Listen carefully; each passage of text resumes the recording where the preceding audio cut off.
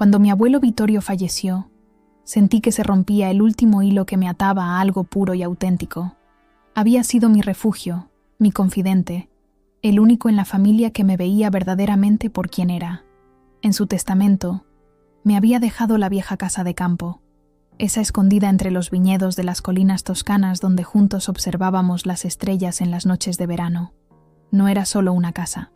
Era el lugar donde había aprendido a ser yo misma, a pintar, a llorar sin vergüenza, a soñar. Era mía, no solo en el papel, sino en el alma. Recuerdo todavía la expresión en el rostro de mi madre cuando el notario González leyó el testamento en su estudio en Salamanca. Un destello de decepción, rápidamente enmascarado por una sonrisa forzada. Mi padre permaneció en silencio, pero sus nudillos estaban blancos mientras apretaba el reposabrazos de la silla. Yo era lo bastante ingenua como para pensar que respetarían los deseos del abuelo. No veía la planificación silenciosa detrás de sus ojos, la codicia, el resentimiento, y cómo seguían viéndome como nada más que una niña que jugaba a ser adulta, a pesar de mis 27 años. La casa se encontraba en Aranda de Duero, un pequeño pueblo inmerso entre las colinas salmantinas. Era una típica casa rural castellana, con las paredes de piedra color miel y las contraventanas verdes un poco descoloridas por el sol. El jardín estaba rodeado de cipreses, y un viejo emparrado de glicinas daba sombra al porche donde el abuelo me contaba historias de su juventud, de la guerra, de la abuela que se había ido demasiado pronto. Había 3 hectáreas de viña que producían un vino tinto que él llamaba modesto pero honesto, y un pequeño olivar en la ladera este. «No es adecuada para ti», dijo mi madre esa noche, mientras volvíamos a Madrid, donde vivía en un pequeño apartamento y trabajaba como restauradora de libros antiguos. «Está demasiado aislada, demasiado grande para gestionar. Deberías venderla, coger el dinero y comprar algo en la ciudad». «Tu madre tiene razón», añadió mi padre, con los ojos fijos en la carretera. «Esa casa requiere mantenimiento. Los viñedos necesitan cuidados constantes. No es un juego, Clara». Clara era el nombre que me había dado mi abuela antes de morir cuando tenía solo 3 años. Me decía que significaba brillante, y el abuelo Vittorio siempre repetía que yo había heredado la luz de sus ojos. «No la venderé», respondí con voz firme mientras veía el paisaje castellano pasar por la ventanilla. Sé lo que esa casa significa para mí, y sé que el abuelo me la dejó porque entendía lo importante que era. «Eres demasiado emocional», suspiró mi madre. «Como siempre». «No estás pensando con claridad, no después de perder a tu abuelo». Pero yo estaba pensando con claridad. Sabía exactamente qué representaba ese lugar. Era el único sitio donde no me sentía juzgada, donde podía sentarme en la vieja biblioteca con olor a libros antiguos y madera de cerezo y sentirme completa. Era donde el abuelo me había enseñado a reconocer las constelaciones, a preparar las lentejas como las hacía la abuela Sofía, a sentir cuando la uva estaba lista para la vendimia. Las semanas posteriores al funeral fueron un continuo de discusiones. Mi madre llamaba todos los días, recordándome lo aislada que estaba la casa, lo difícil que sería mantenerla con mi modesto sueldo, lo sensato que sería venderla. Mi padre sugería que podía conservarla en el papel pero alquilarla, o dejársela a ellos para que la gestionaran. Mis tíos, hermanos de mi padre, hacían comentarios velados sobre lo injusto que era que el único bien de valor de la familia hubiera ido a una chica que ni siquiera sabe distinguir un tractor de una cosechadora. Solo mi prima Lucía, que vivía en Barcelona y rara vez venía a las reuniones familiares, me llamó para decirme: «No dejes que te presionen, Clara. El abuelo Vittorio sabía lo que hacía». Un domingo de marzo, 3 semanas después del funeral, decidí ir sola a la casa. Necesitaba sentir la mía, tocar esas paredes, sentarme en el viejo estudio del abuelo y respirar su presencia. Cogí mi Seat 600 y conduje durante 1 hora y media desde Madrid, atravesando las colinas que se estaban despertando después del invierno. Cuando giré hacia el camino de tierra flanqueado por cipreses, sentí que un nudo en la garganta se deshacía. La casa estaba allí, sólida y real como en mis recuerdos. Me bajé del coche y respiré profundamente el aire fresco que olía a tierra húmeda y a romero silvestre. Me senté en los escalones del porche, el mismo lugar donde el abuelo y yo comíamos melocotón con jamón en las tardes de verano, y miré el paisaje que se abría ante mí. Colinas onduladas salpicadas de caseríos, viñedos geométricos y a lo lejos el perfil de Aranda de Duero. «Es mío», susurré, sintiendo las lágrimas caer. «Es nuestro, abuelo». Esa noche, cuando volví a Madrid, llamé a mis padres. Les dije, con firmeza y sin dudar, «La casa se queda en la familia, conmigo. No la venderé. Nunca». No podía imaginar que esa decisión desataría una tormenta que haría temblar todo lo que creía saber sobre mi familia. La llamada llegó un martes gris de mayo, mientras salía de la Biblioteca Municipal de Madrid, donde trabajaba. Una mujer de la agencia inmobiliaria de Salamanca dijo que la venta final se había completado. «¿Venta?», pregunté, confundida. No había puesto la casa en venta. No había hablado con ningún agente. Ella leyó mi nombre completo, Clara Sofía Ruiz, y dijo que yo había firmado todos los documentos 3 semanas antes. «Lo siento, debe haber un error», respondí, sintiendo que el corazón se aceleraba. «No he vendido la casa de mi abuelo. Nunca vendería ese lugar». «Señora Ruiz», insistió la mujer con tono profesional, «tengo aquí delante los documentos con su firma autenticada por el notario Pérez de Madrid. La venta se finalizó ayer. Los nuevos propietarios tomarán posesión del inmueble la próxima semana». Conduje hasta la oficina del notario como una loca, las manos temblando en el volante de mi pequeño Seat. Atravesé el tráfico del centro histórico casi sin ver a los turistas que abarrotaban la Plaza Mayor. No podía ser verdad. No podía. El notario Pérez, un hombre de unos 60 años con gafas gruesas y maneras distantes, me recibió con evidente incomodidad. «Señorita Ruiz, me sorprende verla aquí. Pensé que todo había quedado claro cuando firmó los documentos». «No he firmado nada», respondí con la voz temblando. «Quiero ver esos documentos. Ahora mismo». Cuando trajo la carpeta, mi mundo se desmoronó. Mi firma estaba allí, descuidada, un poco imprecisa, pero inconfundiblemente similar a la mía para un ojo no entrenado. La habían falsificado. Mis padres habían falsificado mi firma. No quería creerlo, pero dentro de mí ya lo sabía. Las personas que me habían criado me habían robado. El trayecto hasta la casa de mis padres en Pozuelo, en las colinas que dominan Madrid, fue el más largo de mi vida. Al aparcar en el camino de su chalet, noté que también estaba el coche del tío Miguel, el hermano mayor de mi padre. Extraño, normalmente solo venía para ocasiones especiales. Entré sin llamar, encontrándolos a los 3 sentados en el salón con tazas de café delante. Se volvieron hacia mí con expresiones que pasaron de la sorpresa al nerviosismo. «Habéis vendido mi casa», dije sin saludar, lanzando los documentos sobre la mesita de cristal. Hubo un momento de silencio pesado.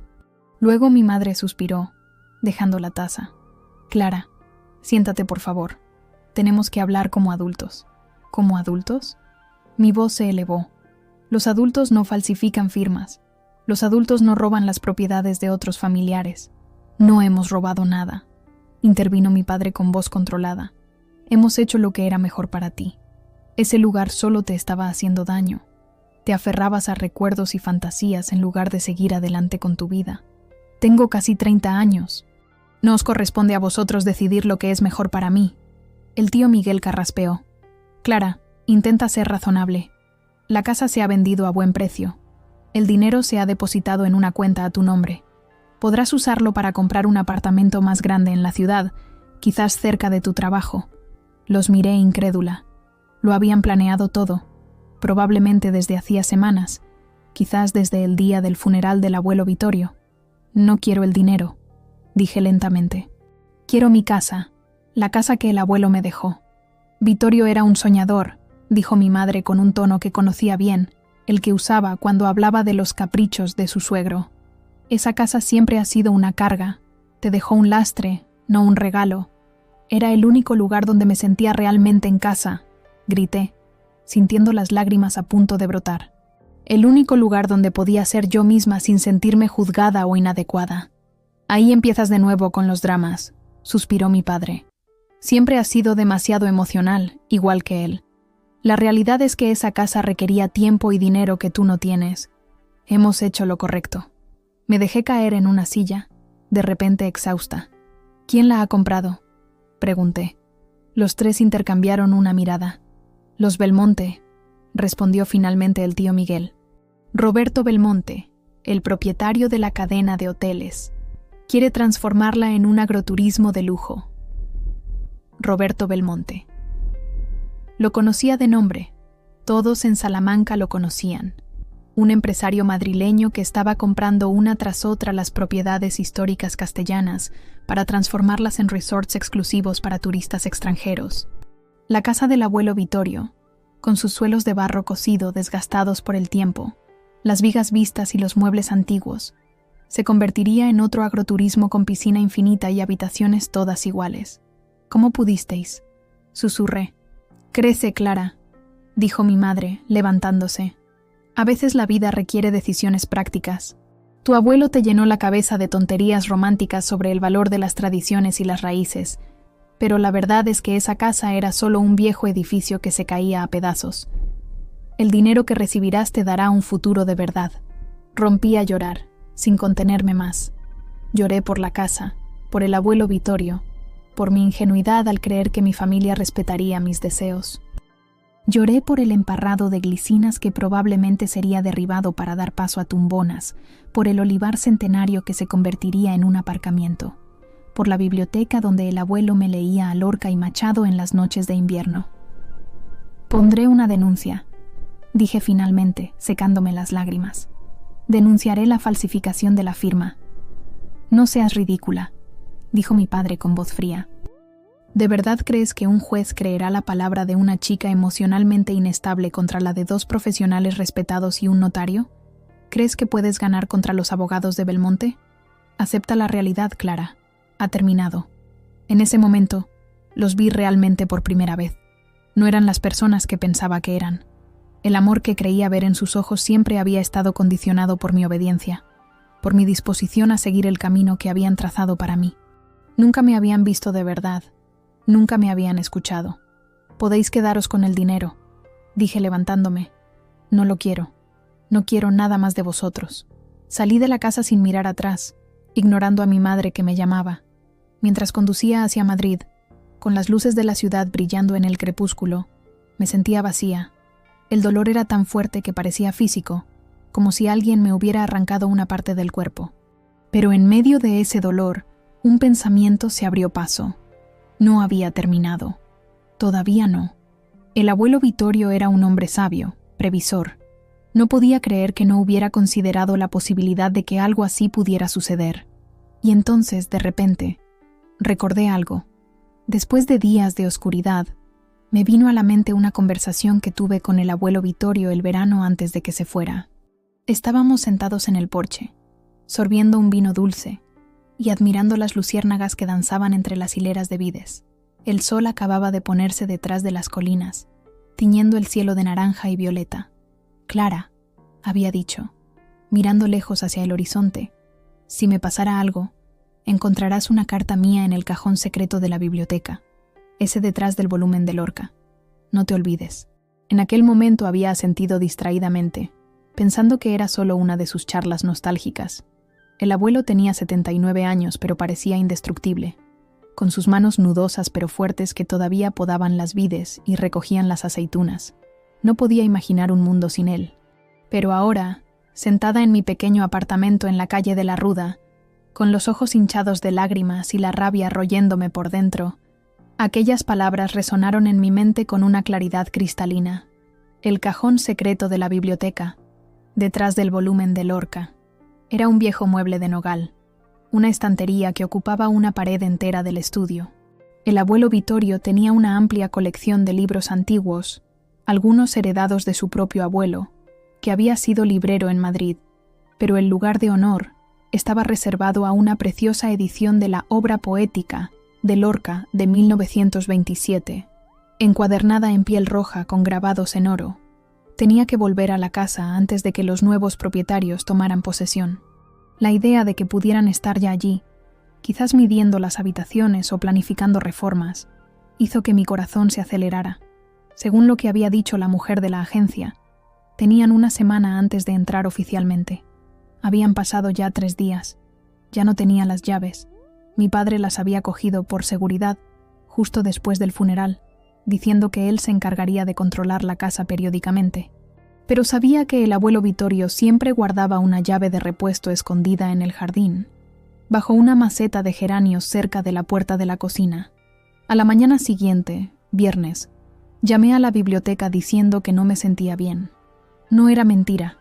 Me sentía físicamente mal, con el estómago revuelto y una sensación constante de vértigo. Cogí mi SEAT y me dirigí hacia Aranda de Duero. Durante el viaje, mi mente divagaba entre recuerdos y miedos.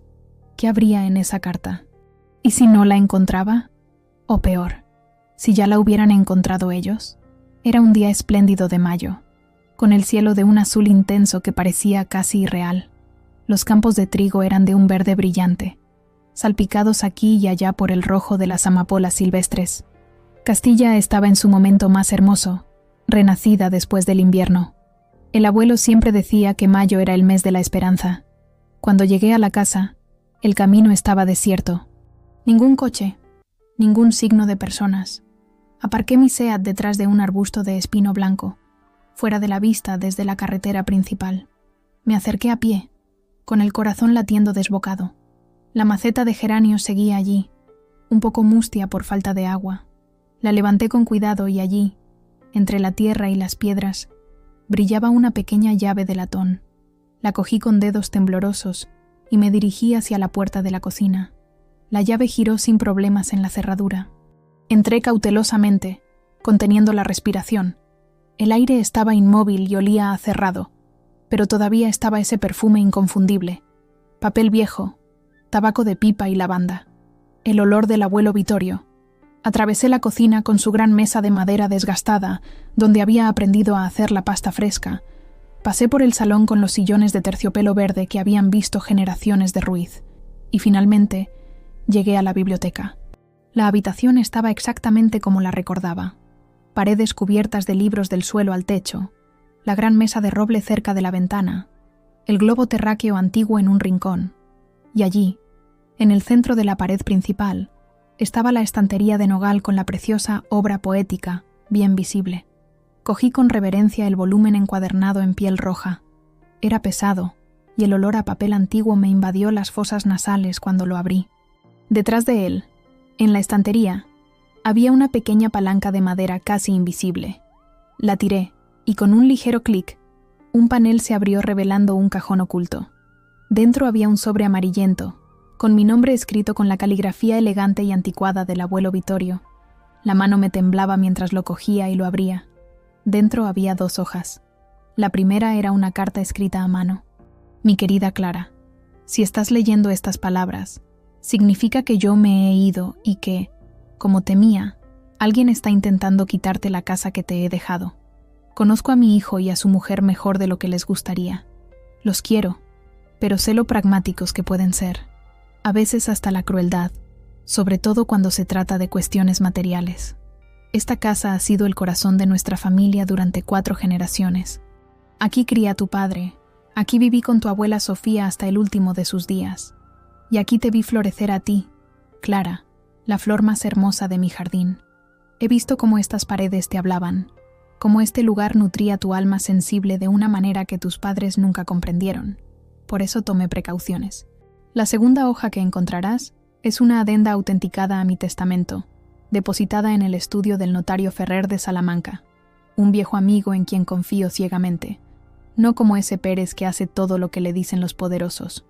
Esta adenda establece claramente que la casa debe permanecer a tu nombre hasta que hayas cumplido 30 años, y que cualquier intento de vender o transferir la propiedad antes de esa fecha, sin tu consentimiento verificado en persona por el notario Ferrer, anulará la venta.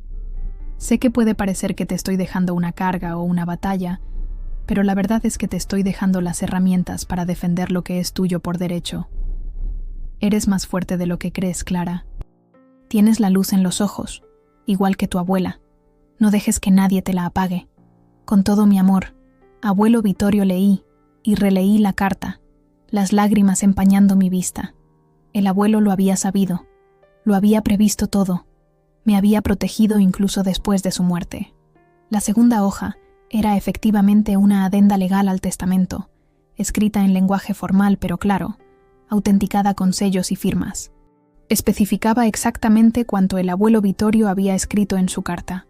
La casa no podía ser vendida hasta mi 30º cumpleaños sin mi presencia física ante el notario Ferrer. Me senté en el viejo sillón de cuero de la biblioteca, apretando las hojas contra el pecho. Por primera vez en días, sentí un atisbo de esperanza. La lucha no había terminado. Tenía una posibilidad. Permanecí en la casa durante algunas horas, caminando por las habitaciones, tocando los muebles, respirando el aire que olía a hogar. Tomé algunas fotos de las habitaciones tal como estaban, por si servían como prueba en el futuro. Antes de irme, me detuve en el jardín y recogí una ramita de romero del arbusto que el abuelo Vittorio había plantado el día de mi nacimiento. No la perderemos, susurré, te lo prometo. Mientras conducía hacia Salamanca para buscar al notario Ferrer, el sol empezaba a ponerse detrás de las colinas. El cielo se tiñó de rosa y oro, y por un instante me pareció oír la risa del abuelo Vittorio en el viento que entraba por la ventanilla. El notario Ferrer tenía su estudio en un antiguo palacio del centro histórico de Salamanca, a pocos pasos de la Plaza Mayor. Era un hombre mayor con abundante pelo blanco y ojos vivos e inteligentes detrás de unas gafas de montura fina. Me recibió enseguida, a pesar de que ya era casi hora de cerrar. «Señorita Ruiz», dijo cuando le mostré la adenda. Estaba a punto de contactarla. Ayer recibí una notificación de venta de la propiedad de su abuelo y me pareció muy extraño, conociendo sus voluntades explícitas. Me contó que el abuelo Vittorio había ido a verlo pocos meses antes de morir, expresando preocupación sobre cómo la familia gestionaría la herencia. Su abuelo era un hombre sabio, dijo el notario Ferrer, mirándome con amabilidad, y la quería mucho. Esta adenda es perfectamente válida y legalmente vinculante. La venta efectuada sin su presencia física aquí en mi estudio es nula. La casa sigue siendo suya, señorita Ruiz. Salí del estudio del notario con una sensación de ligereza que no sentía desde hacía días. El camino ante mí no sería fácil. Habría batallas legales, confrontaciones dolorosas, quizás la ruptura definitiva con mis padres, pero por primera vez sentía que tenía la fuerza para afrontar todo esto. El abuelo Vittorio había creído en mí. Había visto en mí algo que ni siquiera yo sabía que tenía, y no decepcionaría su confianza. Contraté a una abogada al día siguiente. Se llamaba Elena Cortés, una mujer de unos 40 años, con pelo corto y negro, y una mirada determinada que inspiraba confianza inmediata. Su despacho se encontraba en un elegante palacio renacentista, en el centro de Salamanca, a pocos pasos de la Plaza Mayor. La encontré a través de una amiga de la biblioteca, que me la había descrito como alguien que no tiene miedo de enfrentarse a los poderosos. Cuando le conté mi historia, vi una chispa encenderse en sus ojos oscuros. «Lo que han hecho es fraude», dijo después de examinar los documentos con atención meticulosa. «Falsificación de firma, abuso de confianza y probablemente también otros delitos. Podemos impugnar la venta basándonos en la adenda testamentaria, pero también quiero presentar una denuncia penal contra quien falsificó su firma. Son mis padres», dije con voz baja. La abogada Cortés me miró con compasión pero sin dudar. «Lo entiendo, Clara. Es una situación dolorosa. Pero debe decidir qué es más importante para usted, mantener una fachada de armonía familiar o defender lo que le pertenece legítimamente. No necesité reflexionar mucho. Quiero mi casa de vuelta». En los días siguientes, la abogada Cortés puso en marcha la maquinaria legal. Envió un requerimiento formal a los Belmonte, informándoles de la invalidez de la venta y de la existencia de la adenda testamentaria. Simultáneamente, presentó una solicitud ante el juzgado de Salamanca para paralizar cualquier reforma o modificación en la propiedad hasta sentencia firme. Mis padres se enfurecieron cuando fueron notificados. Mi madre me llamó llorando, alternando acusaciones de ingratitud con súplicas para que retirara la denuncia, por el bien de la familia. Mi padre, siempre más directo, me amenazó. «No sabes contra quién te estás metiendo, Clara», dijo con voz gélida. «Roberto Belmonte es un hombre poderoso con amistades importantes. Puede destruir tu carrera con una llamada de teléfono. Y vosotros sois mis padres», respondí, sorprendida por la calma en mi voz. «Deberíais haberme protegido, no robarme». El tío Miguel se presentó en mi apartamento una tarde, con una expresión seria. «Tu padre está furioso», dijo. sentándose en mi pequeña mesa de cocina. Nunca lo había visto así. Le estás haciendo arriesgar su reputación. ¿Lo sabes? Si esta historia de la falsificación se hace pública, debió pensarlo antes de firmar con mi nombre, respondí, sirviéndole un café. Clara, sé razonable. Los Belmonte ofrecerán una buena suma para arreglar la cuestión. Más de lo que realmente vale esa vieja casa. Podrías comprar un buen apartamento aquí en Madrid. Quizás incluso abrir ese taller de restauración del que siempre hablabas. Lo miré, reconociendo la táctica. El tío Miguel siempre había sido el mediador de la familia, el que arreglaba los problemas con un compromiso. Pero esta vez era diferente. No está en venta, tío. No a ningún precio. La batalla legal se intensificó rápidamente. Los Belmonte, como era de esperar, desplegaron un equipo de abogados de alto perfil de Madrid. Sostenían que habían adquirido la propiedad de buena fe, ignorando la existencia de la adenda testamentaria. Su argumento principal era que, habiendo ya desembolsado el importe total y empezado a planificar inversiones sustanciales, anular la venta les causaría daños financieros significativos. Nuestra estrategia se basaba en dos pilares: la invalidez de la venta según la adenda testamentaria y el fraude en la falsificación de mi firma. La abogada Cortés insistía en la importancia de mantener ambos frentes, aunque el segundo significara potenciales consecuencias penales para mis padres. Si renuncia a la acusación de fraude, me explicó durante una de nuestras reuniones, debilitará su posición. Podrían argumentar que usted estaba al tanto de la venta y la aprobó tácitamente. Una mañana de principios de junio, recibí una llamada inesperada. Era Roberto Belmonte en persona, que pedía verme para discutir la situación como personas civilizadas. La abogada Cortés me aconsejó que aceptara, pero insistió en estar presente en la reunión. Nos encontramos en un elegante café del centro histórico de Salamanca. Belmonte era un hombre imponente de unos 60 años, con pelo plateado y un traje a medida que exudaba riqueza. Se presentó con una sonrisa cordial, como si no estuviéramos en medio de una batalla legal. «Señorita Ruiz», dijo después de los saludos, «esta situación es desagradable para todos. Creo firmemente que podemos encontrar una solución que satisfaga a ambas partes». «Señor Belmonte», respondí, intentando mantener la voz firme.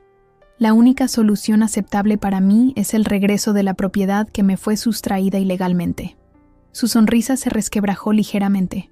«Comprendo su apego emocional a la casa, pero quisiera hacerle una oferta que podría hacerle reconsiderar su posición». Propuso una suma que era casi el doble del valor de mercado de la propiedad. Además, ofreció conservar intacta la biblioteca y dedicar una parte del agroturismo a la memoria de mi abuelo. «Y hay otra cosa», añadió, bajando la voz. «No creo que le convenga seguir adelante con las acusaciones contra sus padres. Ciertas cosas es mejor resolverlas en familia, ¿no cree?» La abogada Cortés intervino rápidamente. «¿Está intentando influir en mi cliente para que retire una acusación penal, señor Belmonte?» Él levantó las manos en un gesto defensivo. «Absolutamente no. Solo intento ayudar a resolver una situación familiar delicada». Miré al hombre a los ojos. «Mi respuesta es no, señor Belmonte. Esa casa no está en venta, a ningún precio». Mientras salíamos del café, la abogada Cortés me apretó brevemente el brazo. «Ha tomado la decisión correcta, Clara. Seguimos en nuestro camino».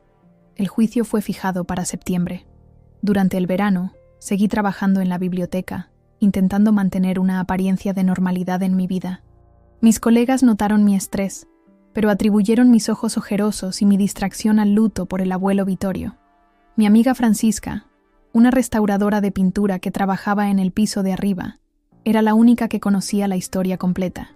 «Te admiro, ¿sabes?», me dijo un día mientras almorzábamos juntas en un pequeño restaurante cerca del Rastro. No sé si yo habría tenido el valor de enfrentarme a mi familia así. «No es valor», respondí, mezclando distraídamente la pasta. «Es desesperación. Esa casa es el único lugar donde me he sentido verdaderamente yo misma». A mediados de agosto, recibí una llamada inesperada.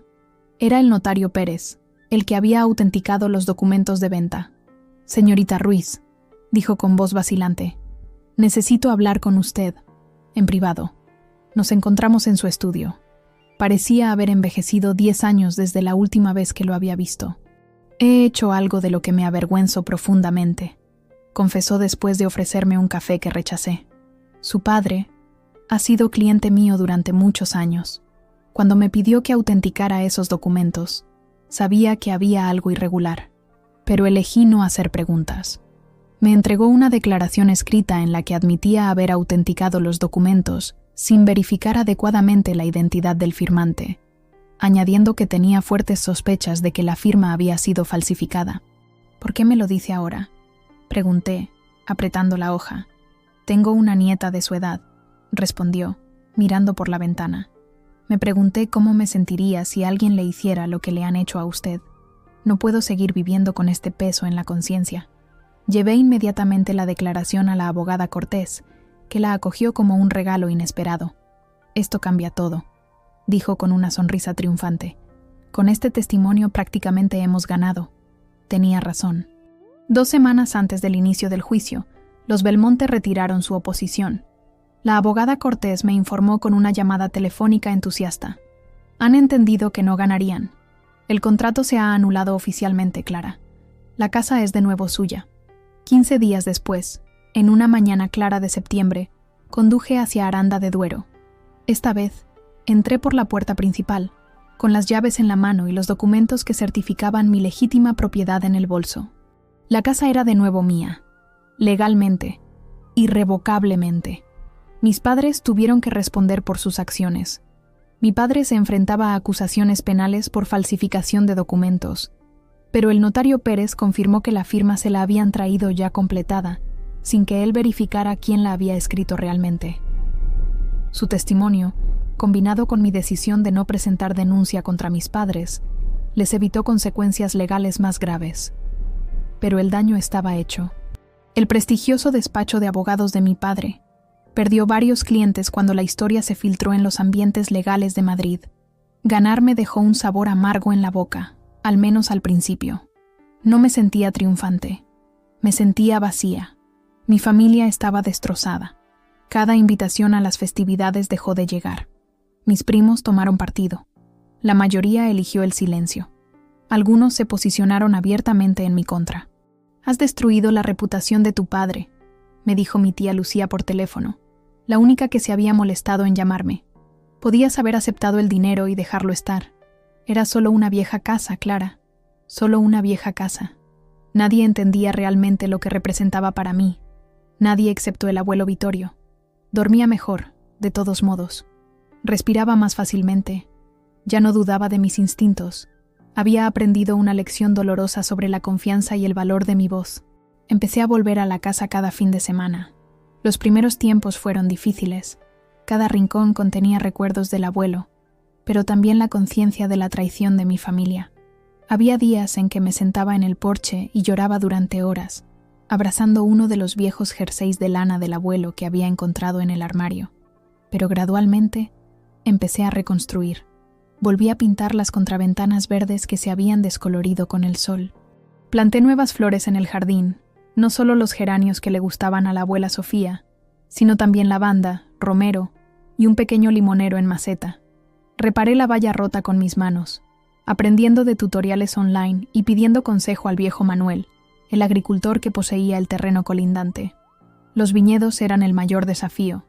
No sabía nada de viticultura, pero no quería vender ni alquilar esa tierra tan preciosa para el abuelo. Manuel me presentó a su nieto, un joven agrónomo que había estudiado enología en Burdeos y buscaba un proyecto propio. «Estos viñedos tienen un gran potencial», dijo Lucas, examinando las hileras con ojo experto. «Son viejas vides de tempranillo. Algunas tienen más de 50 años. Con el cuidado adecuado, podrían producir un excelente vino». Hicimos un acuerdo. Yo mantendría la propiedad de los viñedos, mientras él los gestionaría, dividiendo los beneficios. Era una solución que habría hecho sonreír al abuelo Vittorio. La tierra se quedaba en la familia, pero recibía los cuidados que necesitaba. La casa se convirtió de nuevo en un santuario, pero esta vez, uno por el que había luchado, uno que me había ganado. Mis lágrimas habían regado la tierra. Mi fuerza había reconstruido las paredes.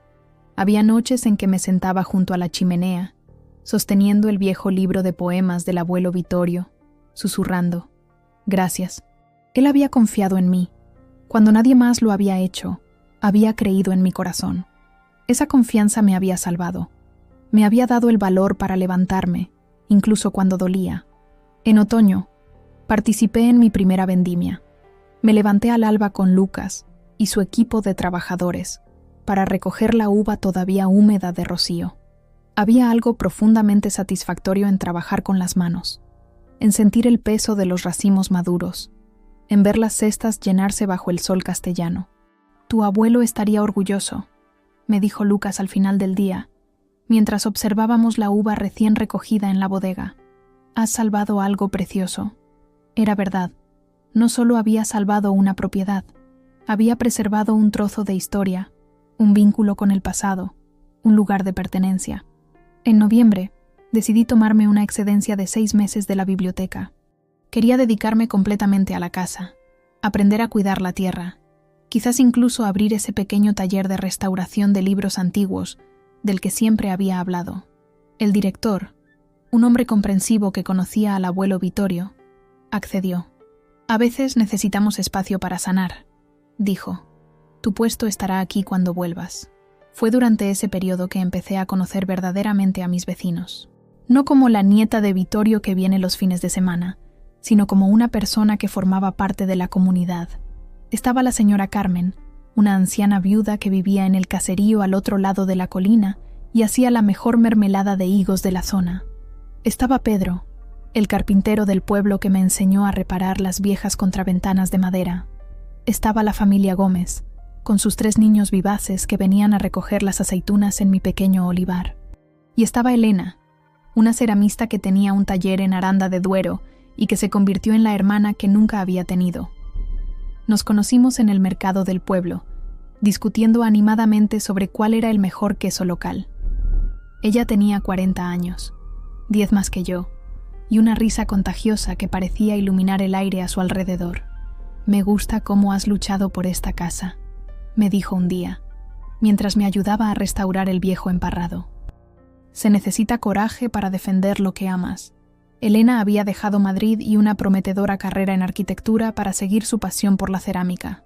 Entendía lo que significaba elegir un camino diferente, decepcionar las expectativas familiares para ser fiel a uno mismo.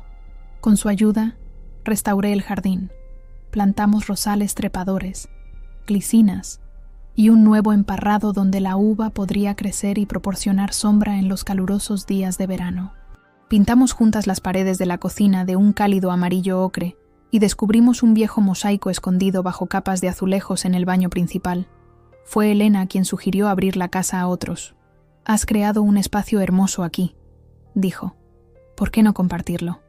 Empezamos a organizar cenas en el porche en verano, con largas mesas de madera cubiertas de platos sencillos pero deliciosos, migas caseras, el aceite nuevo recién prensado, el vino de Lucas.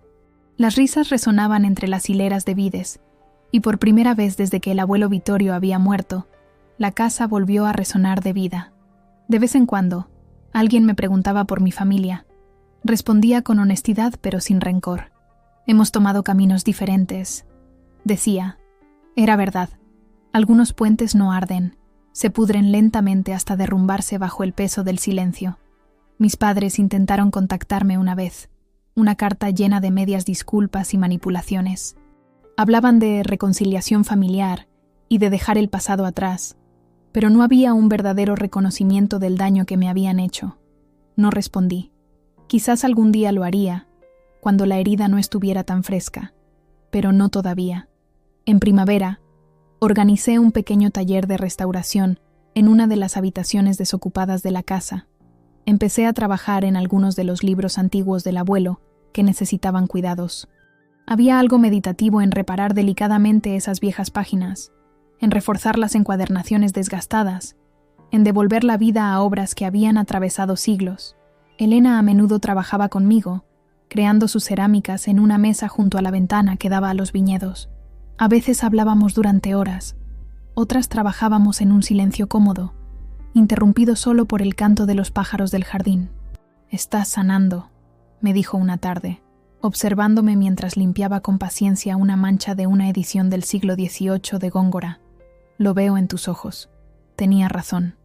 Las cicatrices seguían allí, Probablemente siempre lo estarían, pero el dolor agudo se había atenuado. Había sobrevivido. Había crecido. En el otoño del segundo año, Lucas me trajo la primera botella de nuestro vino. La etiqueta, que habíamos diseñado juntos, mostraba la casa con su emparrado y llevaba el nombre Memoria de Vittorio. El primero de muchos, dijo, descorchando la botella en el porche mientras el sol se ponía sobre las colinas. Probé el vino con los ojos cerrados. Era robusto, complejo, con un final largo que hablaba de la tierra de la que había nacido. Era perfecto. Esa noche, sentada frente a la chimenea con una copa de ese vino tinto rubí, me di cuenta de que el abuelo Vittorio me había dejado mucho más que una casa. Me había dado una lección sobre lo que significa pertenecer, no a un lugar o a unas personas, sino a uno mismo. Me había mostrado que el amor verdadero no controla ni manipula, sino que libera, y más importante, me había dado la posibilidad de descubrir mi fuerza, de entender que no era demasiado emocional, era alguien que amaba profundamente, que sufría profundamente, y que había sobrevivido. Esa casa nunca había sido solo un regalo, era una promesa, y la había cumplido. Han pasado 5 años, tengo 30 años ahora. La casa sigue siendo mía, y también la paz que he encontrado aquí. Es una mañana de mayo, mi mes favorito en Castilla. Estoy sentada en el porche con una taza de café, viendo el sol salir sobre las colinas, tiñendo el cielo de rosa y oro. Los viñedos se extienden ante mí, hileras ordenadas que prometen otra vendimia abundante. Memoria de Vittorio se ha convertido en un vino respetado, no solo a nivel local. El año pasado, una revista de enología lo definió como una joya escondida de Castilla, un vino que habla de tradición e innovación en perfecto equilibrio. Lucas está tan orgulloso como yo de este éxito. Nuestra asociación se ha convertido en una sólida amistad basada en el respeto mutuo y el amor compartido por esta tierra. El taller de restauración está floreciendo. Dejé mi trabajo en la biblioteca municipal para dedicarme a él a tiempo completo. Tengo una pequeña clientela de coleccionistas e instituciones que me confían sus tesoros literarios. Hay algo profundamente gratificante en devolver la vida a estos objetos frágiles, en preservar la historia para las generaciones futuras. Elena vive aquí ahora. Ha trasladado su taller de cerámica a lo que una vez fue el viejo cobertizo de herramientas que hemos reformado juntas el año pasado. Sus creaciones, jarrones, platos, delicadas esculturas inspiradas en el paisaje castellano, se exponen en pequeñas galerías por toda España. A menudo bromeamos con que somos 2 artesanas que han encontrado su lugar en un mundo que corre demasiado rápido. Nuestro último proyecto ha sido restaurar la bodega. Descubrimos que bajo la casa hay una estructura más antigua de lo que pensábamos, probablemente del siglo XVII. Con la ayuda de Pedro y otros artesanos locales, la hemos transformado en un espacio donde organizamos catas y pequeños eventos. Las antiguas paredes de piedra mantienen una temperatura perfecta para el vino, y la luz de las velas crea una atmósfera que parece transportar a los visitantes a otra época. El verano pasado, empecé a organizar talleres de restauración de libros para pequeños grupos. Gente de toda Europa viene a aprender las técnicas tradicionales, alojándose en casas rurales locales y sumergiéndose en la vida de campo. Ha sido sorprendente ver cómo este lugar, que una vez temí que se convertiría en un anónimo resort de lujo, es ahora un centro vivo de artesanía y cultura. Mis padres han intentado contactarme varias veces a lo largo de los años. Cartas, llamadas ocasionales, incluso un intento de visita sorpresa que terminó conmigo, pidiéndoles amable pero firmemente que se fueran. No ha sido fácil. Ha habido momentos en que la soledad de las festividades me pesaba, en que me pregunté si la reconciliación era posible, pero cada vez recordaba la traición, la manipulación, la forma en que habían intentado hacerme sentir pequeña e irracional, y cada vez elegir mi paz mental se hacía un poco más fácil. El otoño pasado, mi padre sufrió un ligero infarto. Mi tía Lucía me llamó desde el hospital de Madrid. «Deberías venir», dijo. «Pregunta por ti». Fui, con el corazón pesado y las manos temblando en el volante. Lo encontré más pequeño de lo que recordaba, envejecido de repente, vulnerable en la cama del hospital con tubos y monitores a su alrededor. «Clara», dijo cuando me vio, los ojos llenándose de lágrimas. Has venido. Hablamos. Realmente hablamos. Por primera vez en años. No hubo grandes revelaciones ni disculpas teatrales. Solo un hombre mayor que finalmente reconocía haber cometido un error. Y una mujer lo bastante fuerte como para escuchar sin dejarse abrumar por el pasado. Eras tan parecida a él, dijo mi padre, refiriéndose al abuelo Vittorio. Te miraba y veía su misma terquedad, la misma incapacidad para ser práctica. Quería protegerte de la decepción, pero en lugar de eso te hice daño. No fue un momento de resolución perfecta como en las películas. No nos caímos uno en los brazos del otro llorando, pero fue un comienzo, un pequeño resquicio de luz en una puerta que había estado cerrada durante años. Mi madre fue más difícil. Se disculpó, sí, pero sus palabras aún estaban tejidas de justificaciones. Hicimos lo que pensamos que era mejor para ti, repetía sin cesar, sin reconocer nunca realmente que lo que ellos pensaban que era mejor era totalmente irrelevante cuando se trataba de mi vida, de mis decisiones. Volví a casa esa noche con sentimientos encontrados. Por un lado, había una sensación de cierre, de viejas heridas que empezaban lentamente a cicatrizar. Por otro, la conciencia de que algunas relaciones nunca pueden volver a ser lo que eran, o lo que habríamos querido que fueran. Pero está bien así. He construido nuevos vínculos, más fuertes y más sanos. Mis vecinos se han convertido en amigos. Algunas de las personas que participaron en mis talleres se han mantenido en contacto, creando una red de conexiones que se extiende mucho más allá de las colinas castellanas. Y luego está Marcos. Lo conocí hace 2 años durante un evento de vinos naturales en Toro. Es un periodista gastronómico, con ojos amables y una pasión por las historias detrás de los productos que describe. Al principio fue solo una amistad, largas conversaciones en el porche viendo el atardecer, paseos entre los viñedos discutiendo sobre libros e ideas. Luego, gradualmente, se convirtió en algo más profundo. No vive aquí. Su trabajo lo lleva por España y a veces al extranjero, pero siempre vuelve. Dice que esta casa tiene un alma que también le habla a él. Cuando está aquí, cocinamos juntos en la gran cocina. Experimentamos recetas antiguas encontradas en los libros de la abuela Sofía.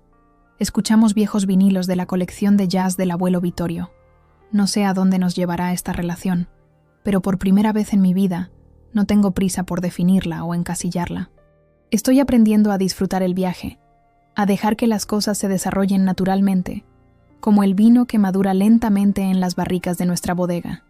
El invierno pasado, encontré otro tesoro escondido en la casa. Estaba moviendo algunos libros en la biblioteca para hacer sitio a una nueva colección de volúmenes sobre restauración, cuando se cayó una vieja caja de lata de lo alto de una estantería. Contenía cartas, docenas de cartas escritas por el abuelo Vittorio a la abuela Sofía durante los primeros años de su matrimonio, cuando él tenía que viajar por trabajo. Eran cartas preciosas, llenas de amor, de observaciones agudas sobre el mundo, de pequeños detalles cotidianos que demostraban cuán profundamente la conocía y la apreciaba. Me senté en el suelo de la biblioteca y las leí una tras otra, riendo y llorando, sintiendo la presencia de ambos a mi alrededor. Una frase en particular me impactó. La casa es solo madera y piedra, escribía el abuelo, pero se convierte en un hogar cuando está llena del amor que llevamos dentro. Tenía razón, como siempre. Esta casa, por mucho que la ame, es solo una cáscara. Es lo que llevamos dentro. Nuestros valores, nuestros sueños, nuestra capacidad de amar y crear, lo que la hace verdaderamente especial. Cada noche, cuando cierro la puerta detrás de mí, me siento segura, me siento libre. Recuerdo quién soy. No soy demasiado emocional o poco práctica. Soy Clara Ruiz, restauradora de libros, productora de vino, guardiana de historias. Soy una mujer que ha luchado por lo que creía y ha encontrado su camino. El camino no ha sido el que esperaba. Ha tenido curvas inesperadas, momentos de dolor profundo, pérdidas que me han marcado, pero me ha traído hasta aquí, a este porche en una mañana de mayo, con el perfume de glicinas en el aire y la certeza de estar exactamente donde debo estar. El abuelo Vittorio lo sabía. Sabía que necesitaba raíces para poder crecer. Me dio no solo una casa, sino la confianza para transformarla en algo mío. Me enseñó que la familia no es solo aquella en la que nacemos, sino también aquella que elegimos crear a nuestro alrededor. Esta noche, celebraremos una cena bajo las estrellas. La gran mesa en el jardín estará llena de amigos. Elena y su nuevo compañero Pablo, Lucas y su mujer Teresa, Marcos, que vuelve de un viaje por Andalucía, los vecinos que se han convertido en parte integral de mi vida. Habrá risas, historias compartidas, nuestro vino fluyendo libremente. Y en medio de todo esto, sentiré la presencia invisible pero tangible del abuelo Vittorio y la abuela Sofía, sonriendo al ver cómo su casa ha vuelto a ser un lugar de alegría y conexión. Esto es lo que significa familia ahora. Personas que eligen estar con amor, no con control. Personas que ven realmente quién eres y te celebran por ello. Personas que se quedan, incluso cuando es difícil. En mi estudio, encima del escritorio donde restauro los libros antiguos, he colgado un pequeño marco. Contiene una hoja de papel amarillento con la caligrafía del abuelo Vittorio. Es un extracto de su carta, la que encontré en el cajón secreto años atrás. Dice: «Eres más fuerte de lo que crees, Clara. Tienes la luz en los ojos. Lo leo cada mañana. Un recordatorio de quién soy y de lo lejos que he llegado. Un recordatorio de que a veces debemos luchar por lo que amamos, incluso cuando es doloroso. Sobre todo cuando es doloroso. Y cada vez susurro: gracias, abuelo. Tenías razón».